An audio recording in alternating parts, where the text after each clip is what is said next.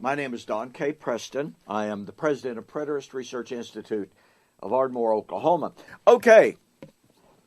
Well, we've been going through 1 Corinthians chapter 15 and Paul's argument against the scoffers. And Paul is saying, if the dead ones are not raised, then Christ is not raised.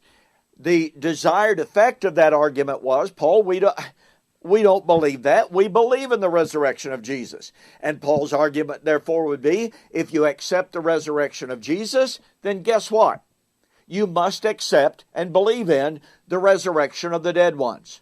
Paul said, if Christ is not risen, then your faith is in vain. You are yet in your sins. The desired effect of the argument would be, Paul, we're not in our sin.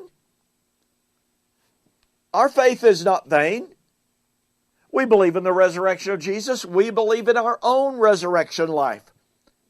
Paul, therefore, would say, if you accept our testimony as the apostles, if you believe that you are forgiven, you must accept the resurrection of the dead ones. And on Paul goes. Well, some have suggested, some have even written to me in extremely caustic, extremely ugly, extremely unchristian manner, saying, well, Preston, you're just ignorant. You just don't get it. You are actually proving that Paul is discussing physical death. Because after all, Jesus died physically. And Paul says Jesus became the first fruit of those who died before him. And he very clearly has physical death in focus. Well, this argument, it seems to me, completely and utterly fails to consider the entire, quote, rest of the story. As definitive proof that Paul is not focused on physical death or physical life. Now, let me make sure you understand. I am not by any stretch of the imagination denying the physical death of Jesus. I am not even hinting or suggesting that Jesus was not physically raised from the dead.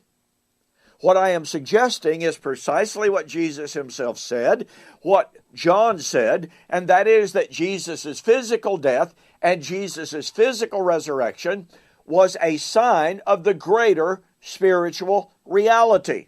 The physical was not the final.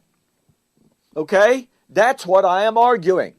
And here is definitive proof of that. Point number one, Christ was the first fruit of those who had fallen asleep, i.e. died, before him. We have already discussed this a little bit. We're going to be discussing it a lot more as we proceed. But ask yourself the question, was Jesus the first to be raised from physical death? Well, clearly not. He raised Lazarus from the dead. He raised Jairus' daughter from the dead.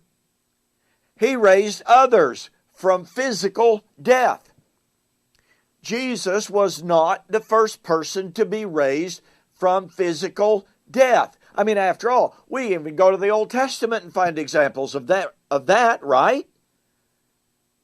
So the fact that Paul says Christ was the first to be raised from death, and the indisputable fact, that Jesus was not the first to be raised out of physical death, proves that Paul's focus in discussing, i.e. the dead ones, cannot be physical death. But watch this.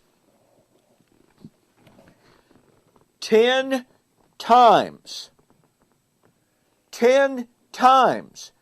in 1 Corinthians 15, Paul speaks of the resurrection of the dead ones, and he uses the present active indicative of the Greek. Now, do you catch the power of that?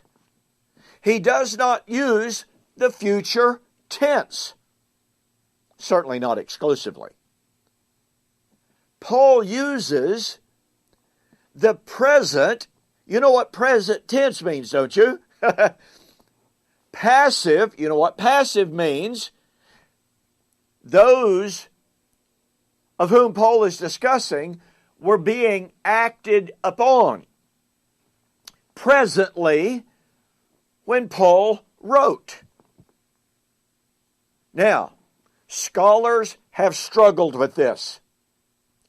This has been noticed by major scholar after major scholar after major scholar. By the way, Sam Frost, in his book, takes note of just a few of the major scholars, world-class scholars, that have gone to 1 Corinthians 15. Take a note of the present passive indicatives that Paul uses to speak of the dead being raised when he wrote, and they've struggled with this. And because of their futurist eschatology, they haven't known, and they still don't know, how to deal with Paul's use and Paul's saying, one will say, with what body are the dead being raised? Being raised? Yes, being raised. But some scholars just basically shrug. Some commentators just say, well, this might be a prophetic present. After all, in Isaiah 53, in predicting the coming of Messiah, in predicting the future suffering of Messiah, the Septuagint of the text uses the present active indicative. And it was 600 years plus from Isaiah until Jesus. So, is the prophetic present tense a valid possibility? Well, we can consider that. However, on the flip side, I'm going to share with you the utter inconsistencies of those who argue, well, when Paul used the present passive indicative in 1 Corinthians 15, he was using that in a predictive, i.e. a future sense, even though he uses the present passive tense. Now keep in mind, theoretically that's possible. Contextually, however, I'm going to show you that is not possible. So we'll see you on the flip side.